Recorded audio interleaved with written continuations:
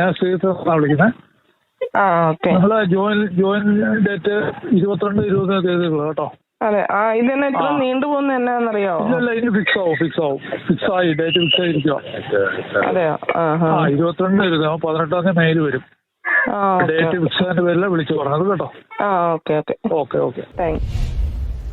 അതേസമയം പുറത്തുവരുന്ന വാർത്തകളിൽ ശ്രീചിത്ര ഇൻസ്റ്റിറ്റ്യൂട്ട് വിശദീകരണ കുറിപ്പ് പുറത്തിറക്കി.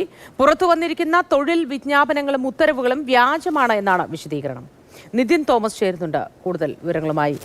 Nitin, good morning. കൂടുതൽ വാർത്തകൾ ഓരോ ദിവസവും മാതൃഭൂമി ന്യൂസ് നമ്മൾ പ്രേക്ഷകരിലേക്ക് എത്തിക്കുകയാണ്. ഈ ഏറ്റവും ഒടുവിലായി കിട്ടിയ വിവരങ്ങളുമായി ബന്ധപ്പെട്ട വിശദാംശങ്ങൾ എന്തൊക്കെ?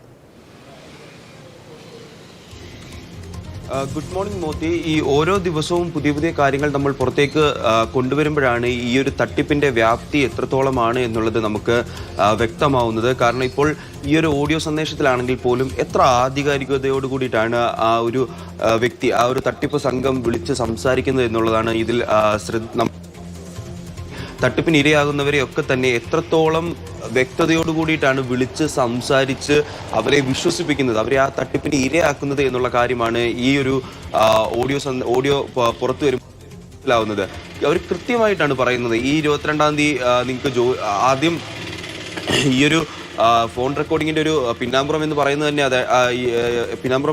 തന്നെ മുമ്പ് ഒരു തീയതി പറയുന്നു, ഇന്ന തീയതിയിൽ ജോലിക്ക് ജോയിൻ ചെയ്യാമെന്ന്. അതിനുശേഷം അത് നടക്കാതെ വരുമ്പോൾ വിളിച്ച് സംസാരിക്കുന്നതാണ് നമ്മളിപ്പോൾ ഈ കേട്ട ഒരു കാര്യം എന്ന് പറയുന്നത്. അതായത് 22-ാം തീയതി നിങ്ങൾക്ക് ജോലിയിൽ പ്രവേശിക്കാം, ഉറപ്പായിട്ടും പ്രവേശിക്കാം, ഡേറ്റ് ഫിക്സ് ആയി കഴിഞ്ഞു, 18-ാം തീയതി നിങ്ങൾക്ക് ഇതിൻ്റെ ഇമെയിൽ വരും എന്ന് പറഞ്ഞ് വളരെ വ്യക്തതയോട് കൂടിയിട്ടും ആധികാരികതയോട് കൂടിയിട്ടുമാണ് സംസാരിച്ച് ഈ ഒരു തട്ടിപ്പ് സംഘം ഈ ഇരയാക്കപ്പെട്ടവരെയൊക്കെ തന്നെ ഇരയാക്കിയിരിക്കുന്നത് എന്നാണ് നമുക്ക് മനസ്സിലാക്കേണ്ടത്.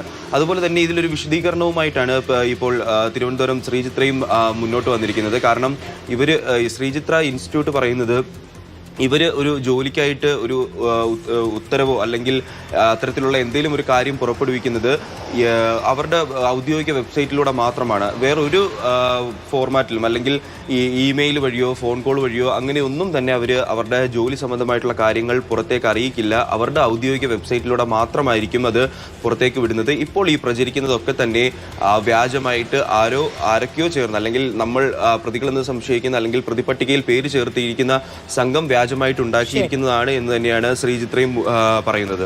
ശരി, നിതിൻ തോമസ് ആണ് കൂടുതൽ വിവരങ്ങൾ പങ്കുവച്ചത്.